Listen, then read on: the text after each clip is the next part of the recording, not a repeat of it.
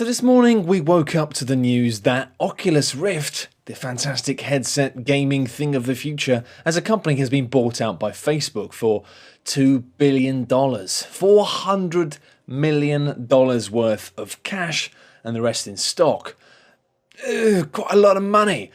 Obviously the reaction to this has been quite bad. Partly the issue with this relates to Kickstarter and the fact that this was something that was funded by the community. And the other part of this problem is because it just generally feels like a bit of a betrayal of PC gaming culture in general, which was something that Oculus Rift really felt a very major part of at the moment. First of all, Kickstarter. This is one of the many hard lessons that we're having to learn about Kickstarter as a platform and what you fund on it. I mean, obviously it's fantastic for one-off artistic enterprises or for when you're specifically buying a finished product. However, with Oculus, what you were always getting was a very early proof of concept dev kit, and in exchange for the money, you were helping them create a company.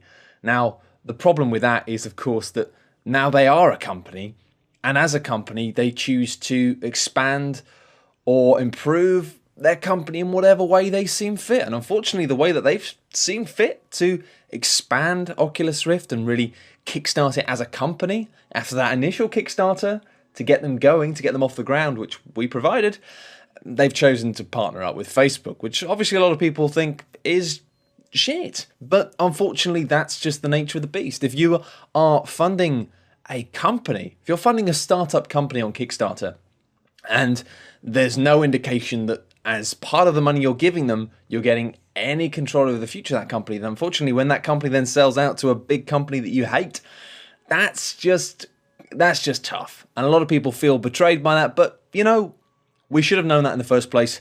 This is all a big learning curve, and we're just going to have to kind of suck that one up. Having said that, maybe I'm being equally naive to put some sort of importance on the fact that this felt like an important thing for PC gaming as a culture. And for all the negativity and jokes, PC gaming has a genuine and fairly well-deserved a lot of the time feel of being different. You know, it's free from the shackles of marketing nonsense that have really clogged up all the pipes in the console world over the past couple of years. And while they might not have actually intended to ever wear that crown, Oculus felt like the perfect representation of the current ideals and state of the way PC gaming is right now and the potential for its future. It's an incredible piece of technology finding its feet with these small, experimental, open source platforms. This collaborative nature of people trying to work out what this new technology can do. It was exciting. And while in some regards it's great to see Oculus getting this huge injection of funding, funding felt like the first part of a very long journey for Oculus. It wasn't just about getting the money to get it out there. It was about trying to convince people to embrace a device that you physically place over your head. I mean, that's always going to be a nightmare.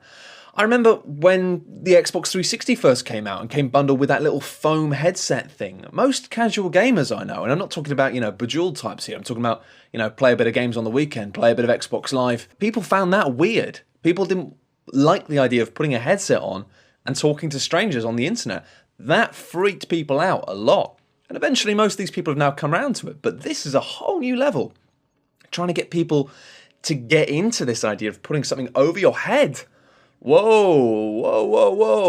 The truth of the matter is that Oculus needed hardcore gamers, and it wasn't just our passion for flinging money at things that sound cool, even though we're obviously very good at that, but as an army of evangelists, people to go out there and really start explaining and enthusing to people about why this experience was new and why it's worth doing the weird thing of putting this thing on your head. The world has changed dramatically in the last 10 years. Everyone plays games now, whether they're just playing a fun distraction on a train, matching gems, or a bit of Call of Duty on the weekend, or some driving games. Everybody is now at a stage where they can enjoy or appreciate games. But it's only the people who really love games as a medium, who embrace experiences, no matter what they are, and who are interested in a wide array of types of experience, that can really understand how powerful it is to feel immersed in a world, to feel not obviously like you're actually there, but to feel immersed. And it's difficult because people from an outside perspective don't understand that, and they often think it's a bit of a weirdly escapist thing where you kind of think you're actually there, but it's not. It's something quite magical, and it's something that gamers are really passionate about. And the thing is, as gamers, we have always embraced that, and we've always found ourselves putting ourselves in situations, and our passion for the medium has always found us doing stuff that makes us look strange to outsiders. You know, whether that was playing on a Game Boy Advance on a bus, or even just the experience of gaming, of sitting looking slack-jawed and mindless while staring at a screen. People who don't do that stuff always found it very, very odd. And they go, what are you doing? What are you doing? It's always seemed very alien. But as gamers, we don't care, because we know that there is something to be gained from that makes us think, you know what, I'm going to look really odd doing that. And Oculus Rift is just the latest extension of that. It's something that's going to look completely odd and alien and almost frightening to outsiders. But if we know that there is an experience there to be had, we'll do anything. If somebody told you to put a cardboard box on your head because it would make a game better, we'd give it a go. We wouldn't care that we look stupid, because we know that there is something beyond that that is more worthwhile than not looking like a dick. Now, Facebook, the company that have bought Oculus Rift, are a social platform with a proven track record for not really giving that much of a fuck about games. I mean, they invested very heavily into infrastructures within their platform to promote games, and gave a huge amount of attention and focus to those games which were kind of cynical and making them the most money. But then they realised that things were getting sour in the worlds of Farmville and Mafia War, and they realised that people were getting pissed off with all this spam. They then reined it back in, took all this stuff out, and kind of left these games in a bit of a bad way, because they then didn't have this stupid infrastructure and ability to ingrain itself in everything that they should have never had in the first place. Facebook have never cared about games. They've always just cared about monetization and being able to take a cut. And that, for me, is just not what games should be about. They're a medium, you know? I mean, obviously, there's always going to be a business degree to it, but you don't want to be too cynical, otherwise you lose any worth in the medium. The big question here, though, is what do Facebook want it for? In my mind, there's three options here. You've got either social applications rather than gaming, in which case, good luck with that. Selling this tech to hardcore gamers was always going to be a massive challenge, in the fact that it's odd, it's weird, and it's chunky. Three things that don't help. Two of them are kind of the same thing, but whatever. But trying to get your mum and dad to jack into the Matrix, that's just like, it feels like a bit of a lost cause. And the thing is, mum and dad are Facebook's audience now. Kids don't care about Facebook anymore. Me in my late 20s, I barely give a piss about it either. But mostly it's older people now who like Facebook. And the problem is, as soon as your mum and dad start using Facebook, kids didn't think it was cool anymore, which means that Facebook now has the same problem that television has, of being like, we've got an aging audience. How do we keep the kids in? So they might want to do some sort of crazy social stuff. Maybe kind of like you're having Skype, but you're with 3D representations of your family. I don't know. It doesn't matter. The problem is, if they are going to go for that, and they are going to make some sort of virtual reality social networking thing, then yeah, good luck, because your market is too old and they're going to be terrified. Honestly, good luck. Option number two is maybe it's just a cool investment. Maybe they're having a bit of a midlife crisis company-wise. Facebook are in a weird way. Like I say, they're losing their young audience. They're, generally speaking, got older people using it all the time. Trying to buy something really fresh and cool might be a nice way of getting the kids back in. But it's never a smart idea, because it's just, well, it's like a man having a midlife crisis. It generally just makes you look stupid.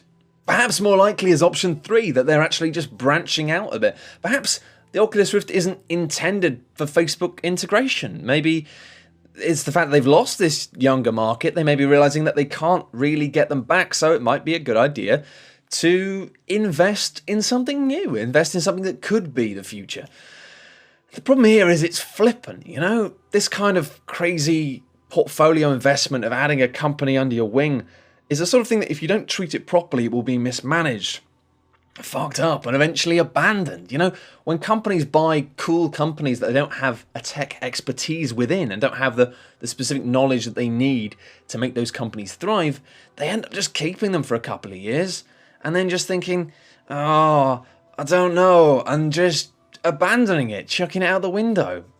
And the problem here is that to the untrained muppet, Oculus Rift looks ideal as an acquisition. You know, it's the next wave of tech. We had the Wii fantastic, made tons of money. Connect, fantastic, well, made tons of money. From a business perspective, Oculus Rift might look like the next golden egg to just nest around. But no, it isn't. It's so different. I mean, the thing is, like, it's the thing you put on your head.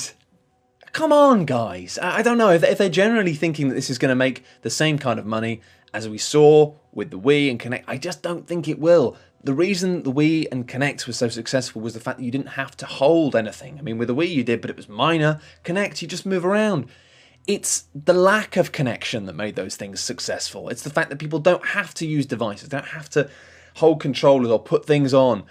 It allowed people to maintain their distance from technology while still engaging with it, which is why it was so successful with people who, generally speaking, are frightened of technology. Putting a helmet on, fuck off.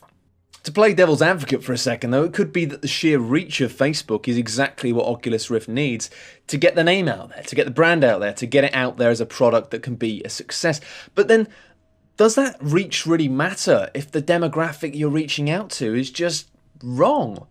It felt to me that slow, organic growth was the only way that the Oculus Rift was ever really going to work. It's a partially terrifying curio that people are not going to embrace for a long time. And it felt like gradually stepping into the world of hardcore gaming and letting it seep through with a kind of long tail ambition to make it mainstream was the only smart option. And now I don't know what they're planning.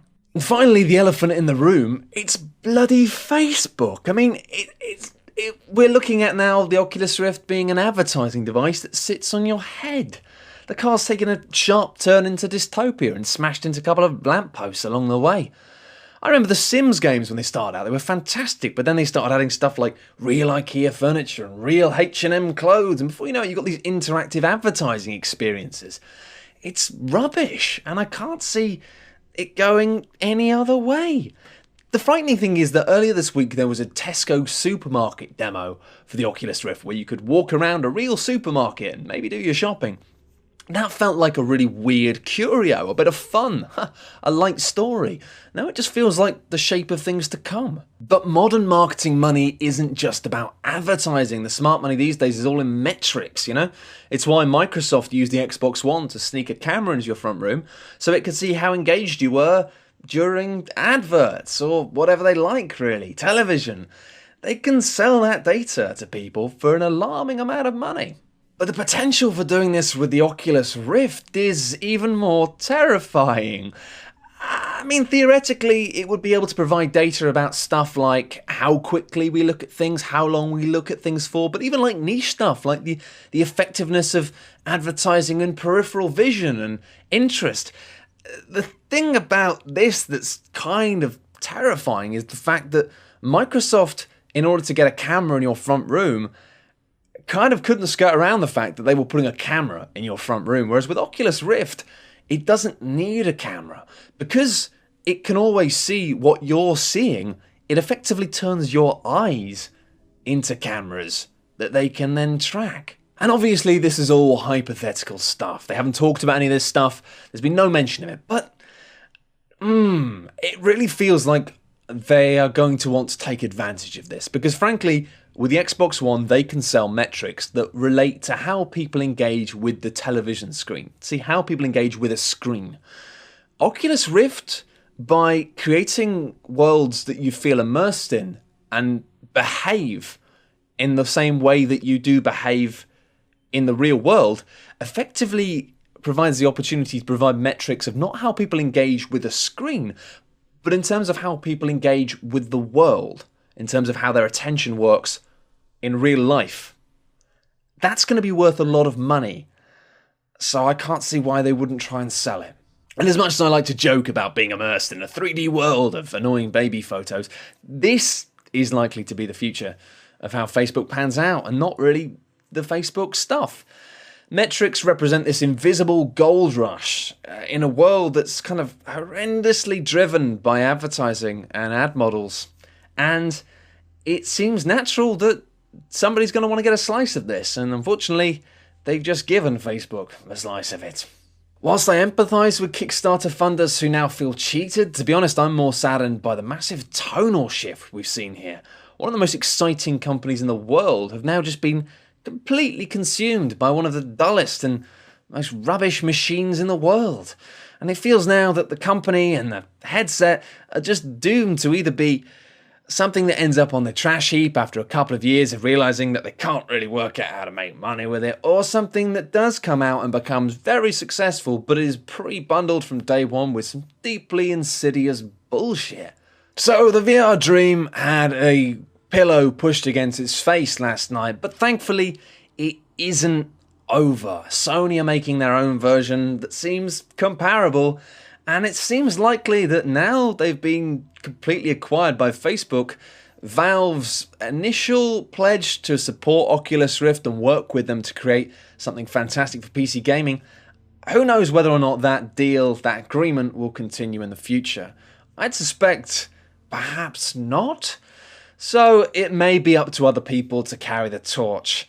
And, it's not a great day for gaming, but all things considered, it isn't entirely doom and gloom. As for Oculus Rift, though,